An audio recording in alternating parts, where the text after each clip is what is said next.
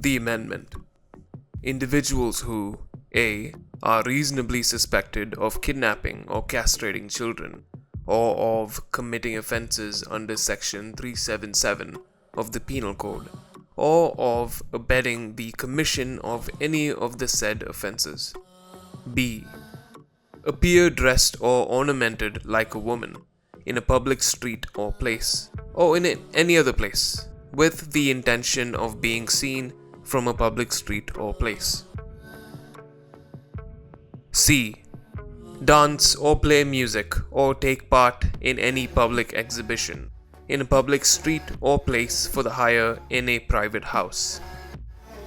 Under this act, the term eunuch was deemed to include all persons of the male sex who admit themselves or on medical inspection clearly appear to be impotent, a classification that the state then allowed for registration, surveillance, and ability to arrest any such individual. These were a collection of acts passed by the Governor General of Colonial India in Council of the year 1871 as part of a move to amend the already existing Criminal Tribes Act to include transgender individuals and communities. Notice that this doesn't include trans men. Not too different from bills passed today, with the focus on people assigned male at birth. Also embedded in this constitution was the notion that crime was an inborn hereditary propensity, passed on to succeeding generations. And since the Hijra, Kinnars and Aravani and other members of traditionally non-binary India were conveniently considered hereditary castes, their bodies and their labor were to be regulated, surveilled and controlled, in effect made into docile bodies.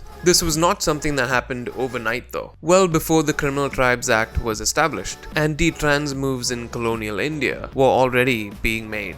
Laws were passed criminalizing trans bodies, their lands, which included Inam lands, granted to them by royal decree. These lands were confiscated because Hijras, according to the colonial government, could not demonstrate legitimate heritage. While Hijras have been a part of Indian culture for thousands of years, their identities stood at odds with Victorian morality and their conceptions of gender. Historically, pre-colonial India, although still struggling with patriarchal systems in many kingdoms, which is another video by itself, still demonstrated a culture open to gender fluidity that can be traced back to the Vedas. The Kama Sutra itself has references to Tritiya Prakriti, which directly translates to third gender. We also see this in 5th century Jain religious texts, in 13th century traditions of Sufist erotic poetry known as Reiki, and although it was technically prohibited under Islamic law, it was still considered an open secret in the Mughal Empire and the Delhi Sultanate, as we have individuals like Malik Kafur and more rise to become important generals and administrators in empire. Non-binary people of the Islamic empires were known as Khwajasara, which also translates in Urdu to the third gender. Khwajasara were more masculine presenting, like Malik Kafur. This probably had something to do with how they were able to ascend to such heights as well. Now I know I said it was an open secret in the Islamic empires of India, but if you look up 17th century Mughal erotic canon, you'll see plenty of gay art, literature, and so on. And all this was under the patronage of rulers of the time. So yeah, it wasn't really that big of a secret. Speaking of patriarchy, it's also interesting how some male Rajput chroniclers would sometimes minimize or often even ignore the feats of their Ranis, their queens, when compared to the writings of their kings. The same can be said about male chroniclers of the Mughals, where powerful women were written as scheming or devious in some way. They wanted to portray that as reasons for why they were able to exert their influence. However, Indian societies were more complex than one might imagine. There were cultural ways, loopholes if you will, to obtain the approval of your people, depending on the clan, social settings, and norms of the time. You even had great warrior queens like Rudradeva of the Kakatiya dynasty in 13th century South India, who ascended the throne at age 16. She ruled for about 4 decades, successfully holding off the Cholas, the Hoysalas, and the Yadavas, while also quelling multiple rebellions from within. What's interesting about Rudramadevi's story though is in order for her to obtain legitimacy from allied clans and families, Rudramadevi underwent the Putrika ceremony, in which she legally changed her gender to a man and even changed her name to Rudradeva Maharaja.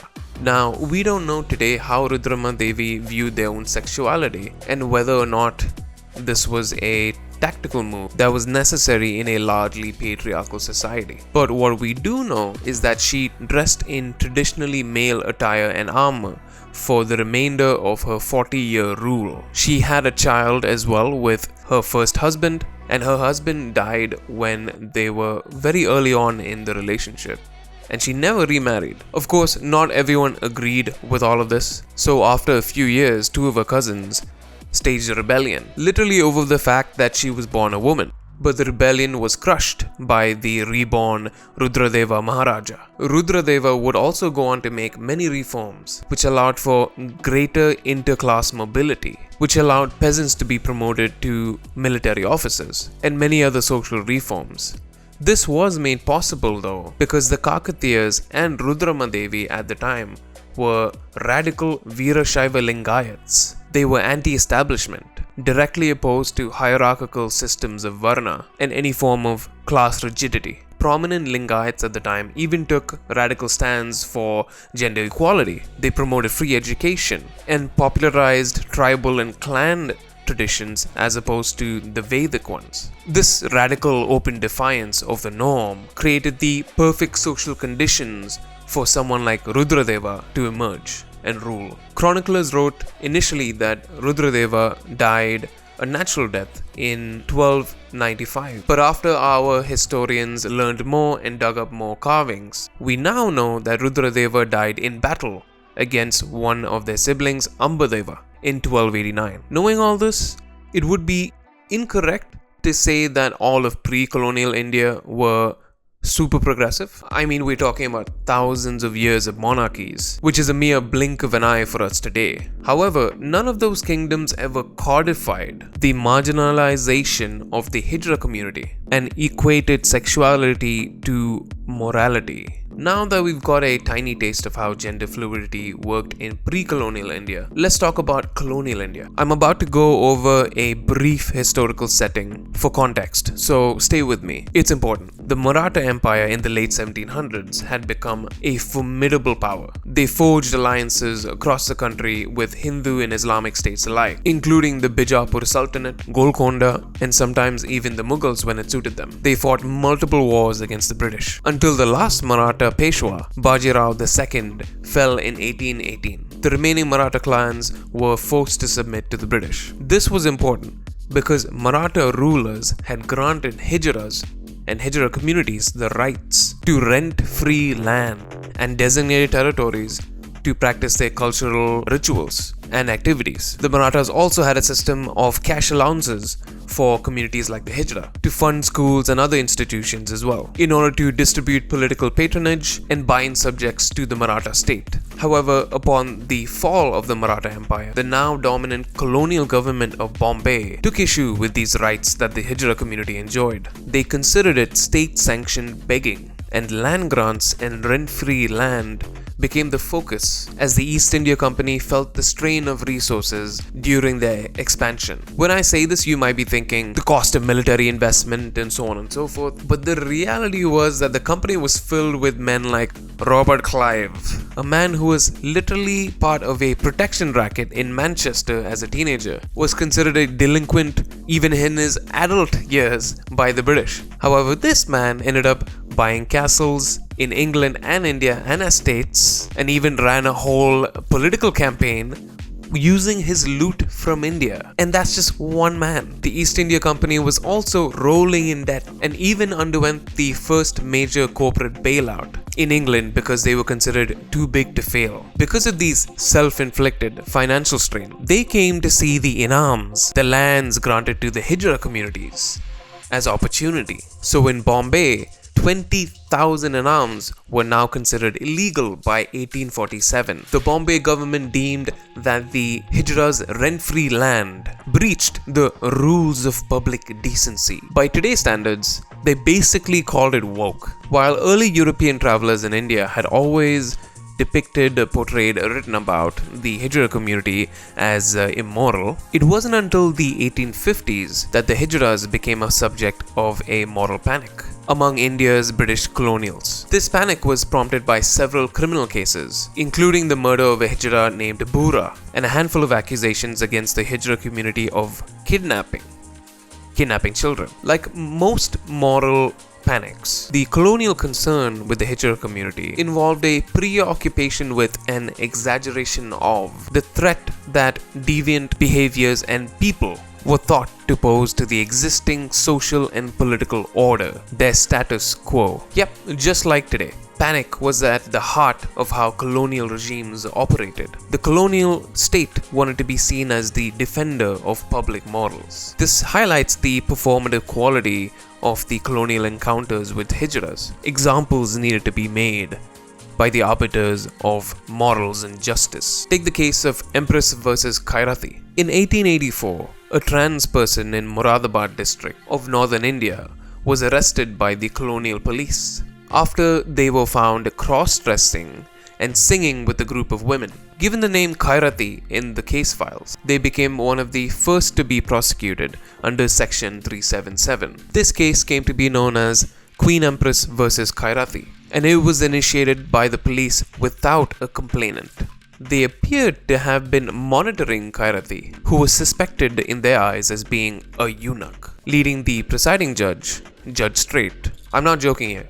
His name was actually Judge Straight. Judge Straight commended the desire of the authorities in Moradabad to check these disgusting practices. I'm not going to go into detail on exactly what the colonial police used as evidence here, but it's quite disturbing and very violating. But luckily, the judge actually ended up quashing this conviction because of a lack of evidence and ordered the release of Khairati. However, that was one of the good endings. Violence against trans people were up and on the rise, and Section 377 authorized the police to register and monitor Hijra communities, so the Hijra were forced to adapt. They changed from a sedentary community with fixed communes into a semi-nomadic lifestyle, moving from city to city to earn a living and hoping that the police wouldn't catch up to them. The Hijra communities also structured their societies through the ancient kinship-discipleship system. Many natal families even lived with their disciple children alongside the gurus. Some communities were even said to be 100 people strong, similar to other ascetic cultures that survive today from ancient India. The chela or disciple would follow a guru, in this case a Guru Hijra, who would teach the chela the Hijra ways. In this community, they would learn to sing,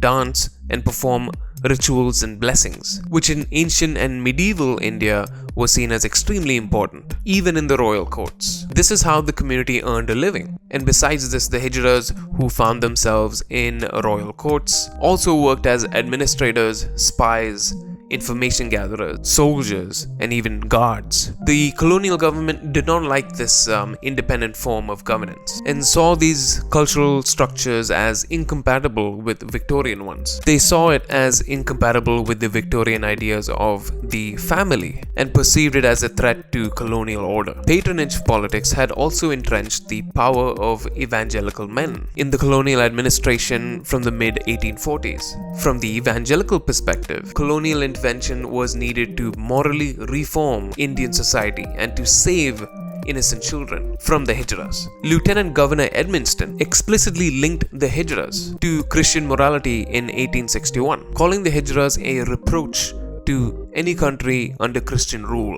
Colonial ethnologists sought to record religious and cultural practices they viewed as obscene to eradicate them. The Hijra panic circulated and later intensified through the letter writing practices that were quite common during colonial times. Despite all this, the Hijra community managed to survive. They survived their attempted erasure and now account for about 6 million people in India. Theresa May, the former Prime Minister of the UK, recognized and apologized for the damage caused by anti-gay laws of the colonial government. The reality is that many of these countries, even today, have remnants of these archaic laws. They've washed their hands of it, and now it's up to us to make sure progress continues. For instance, in the state of Karnataka, as per the Karnataka Police Act of 1963, Section 36A, which was directed towards eunuchs from the original Criminal Tribes Act, was recently updated in 2016 due to public pressure. To their credit, the state of Karnataka listened and has now amended the act. The section now just looks like a standard noise complaint and disturbance section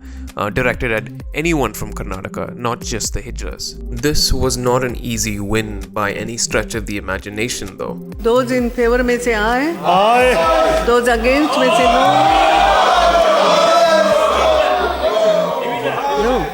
MPs like Shashi Tharoor had tried to pass a bill that would decriminalize homosexuality in the Lok Sabha twice, the second time being in 2015, and on both occasions he was shouted down. I believe that I should accept people as I find them, that it is up to them to be who they are, to become who they are, to say what they want to say, to do what they want to do, provided they don't harm others. If somebody in Section 377, which prohibits, for example, child sex, if you go and molest a child, I want the full force of the law against you. But if you're two consenting adults expressing your love or your desire for each other, why is it the business of the state? I don't want the government in the bedroom. I don't want the government in the kitchen. I don't want the government opening the fridge. This is not the kind of India that any liberal Indian would want to support. In 2022, a right-wing BJP MP made their stance clear on same-sex marriage. Same-sex marriage is neither recognized nor accepted. Same-sex marriage would cause complete havoc with the delicate balance of personal laws in the country. They do not want this going to the courts because they've lost before. Like in 2014, when the Indian Supreme Court ruled that transgender people should be officially recognized, not only to enjoy fundamental rights but also to receive special benefits in education and jobs. Rather interestingly, the head of the far-right group, the RSS, with close ties to the BJP, has expressed his support for recognizing same-sex marriage, even if it is a chess move. However, the BJP's narrative is still very clear, and it isn't even just the far-right Hindus opposing this, as many of the prominent religious groups in India agree that same-sex marriage should not be made legal. In some good news for Tamil Nadu, however, trans women won the right to legally be recognized as women under the Hindu Marriage Act of 1955. However, this only covers trans women, not trans men, of the Hindu faith. So there's still work to be done. The Indian Supreme Court voted unanimously to strike down Section 377, but it took until September 6, 2018, and it wasn't before many Indian activists like Arif Jafar had been arrested under Section 377, under a law that was introduced in 1861 by the colonial government. It deemed any sexual activities against the laws of nature illegal. The English predecessor to this act was the British Buggery Act of 1533, during the reign of King Henry VIII, convictions under which were punishable by death. Although India has made tremendous strides in this regard, none of us are out of the woods yet. You can't just Thanos snap discrimination out of existence. Many of those Victorian era views have snaked their way into our minds in the form of a colonial hangover. Just because a law has been passed, yes, it is cause for celebration. However, it doesn't mean we can rest on our laurels. That very mentality is the same reason why people you might know are under the impression that discrimination is a thing of the past. There's a reason why right-wingers want people to believe that Nazis don't exist anymore, when the truth is that they're just hiding in plain sight. The smarter ones have just adapted to not say certain things that could give them away. The Hijra community still faces discrimination and difficulties in India that must be resolved over time. Just like in North America, homophobia and transphobia still exists in India, as we have our own far-right communities and incel groups and alt-righters. And rather worryingly, their way of gaslighting is by saying that homosexuality and transgenderism is a form of Western rot, not realizing that many of them unfortunately sound like our colonial oppressors from times gone by. By saying that transgenderism and homosexuality are a form of Western rot, the far right in India minimizes and ignores the lived realities of millions of Indians, and they minimize Indian culture to fit a bigoted, perfect version of it.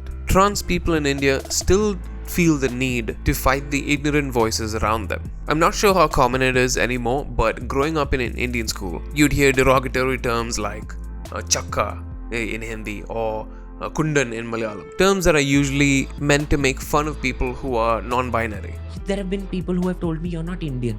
You cannot be Indian because you're gay. I'm like, I speak 6 Indian languages. I have represented this country, my country, your country, our country. At several occasions, I have put India on the world map. You only abolished Section 377 in 2018. तब तक क्या कर रहे थे? You were conveniently pressing the other gender so that they could not rise up to the same level as male and female. Don't feel bad for us.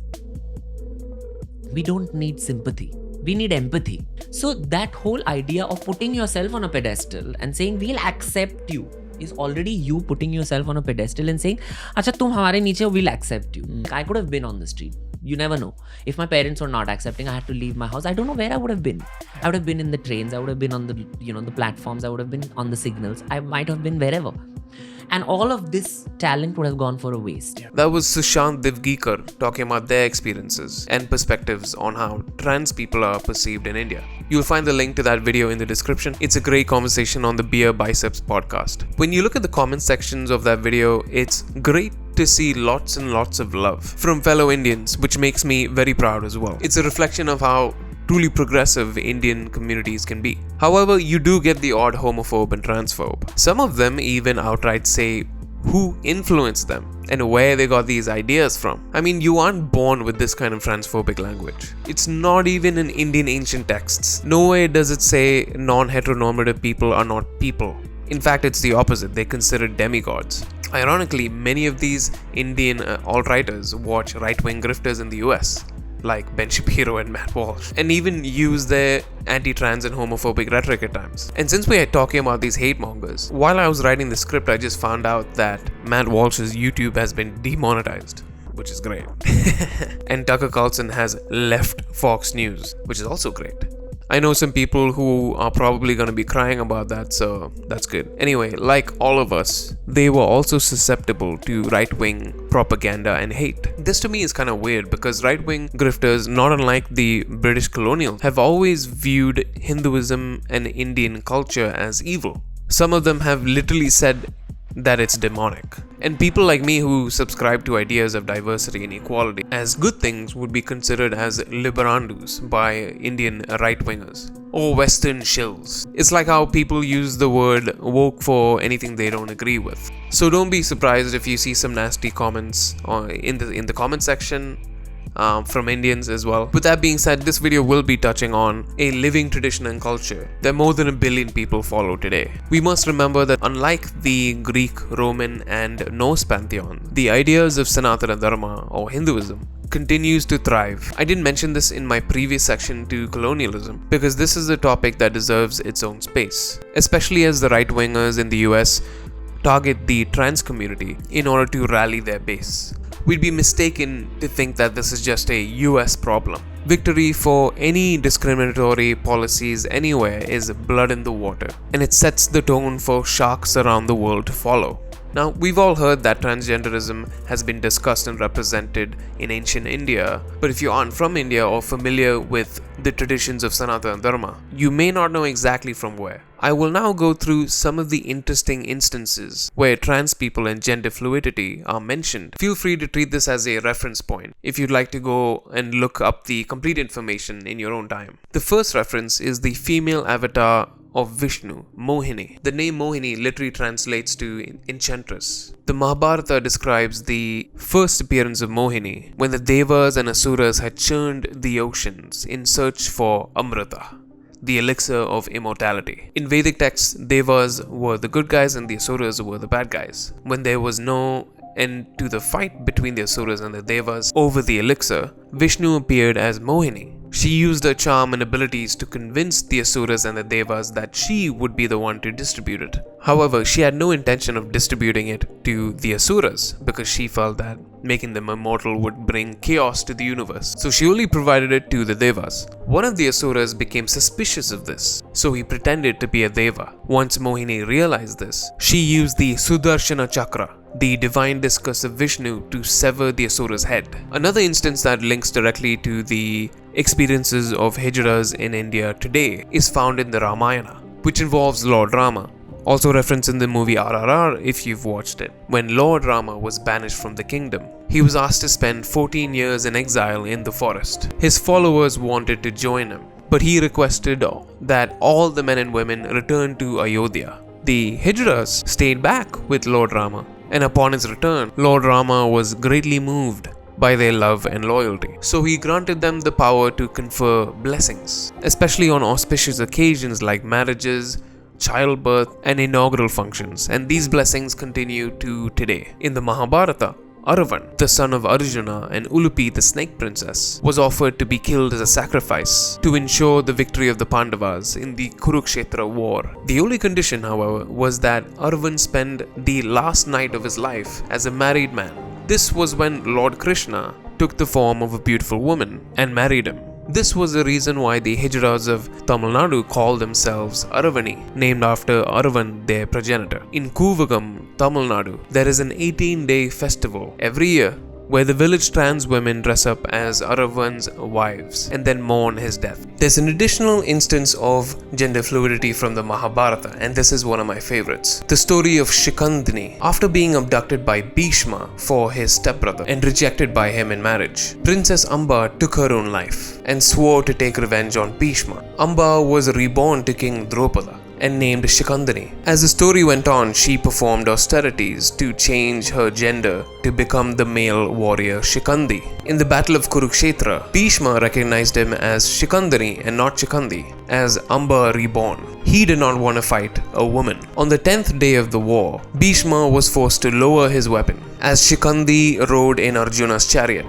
Arjuna hid behind Shikandi and attacked Bhishma with his arrows. Thus, Shikandi was instrumental in the great Bhishma's death in the Kurukshetra war and victory for the Pandavas. Besides all this literary evidence, Indian history has abundant visual traces of gender fluidity. Take the case of the temples of Khajuraho, built by the Chandela dynasty. I'm not going to zoom into any of these carvings because I'd like to get monetized one day. However, feel free to search for this in your own time. The 13th century Sun Temple in Konark in eastern Orissa is another example, also called Surya Devalaya. It exhibits similar images and structures. The exterior of the temple is covered with erotic scenes from the Kama Sutra. Even the Buddhist monastic caves in Ellora and Ajanta from the 2nd century BCE, it depicts the life of Gautama Buddha. And among the paintings of Buddha, there are other paintings that display instances of gender fluidity. If you're on the conservative end of this issue, wherever you might be from, or even a liberal, there's a chance you might be thinking, oh, why should I care? It's their problem, or that they're groomers trying to indoctrinate children. The reality is, if you look at your own community and